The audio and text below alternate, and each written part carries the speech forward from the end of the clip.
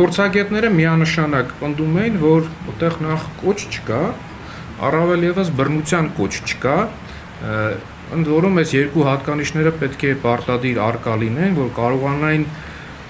Սամվել Կարապետյանին ոչ միայն կալանավորեն, այլ նաև նախապես քրեական հետապնդում հարուցեն։ Հիմա զարգացումներն են ձեզ դրա հետ կապված տեղեկացնում, 3 խուզարկություն է կատարվում փորձագետներից հոգեբանական ներողություն, լեզվաբանական բնագավառի փորձագետներից մեկի բնակարանում։ Եվ զարմանալին նա է, որ դատանը սանկցիավորել է նման միջնորդությունը, իսկ թեման հետևյալն է, եթե մինչև այս վերջի 5 ամսվա ընթացքում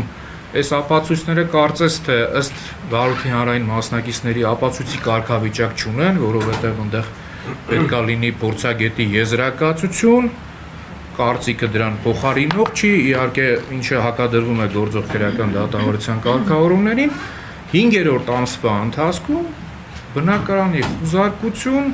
ու վարկածը հետևյալն է, որ այ փաստաբանական հարցմամբ ձեզ դիմաց Ռուբեն Հակոբյանին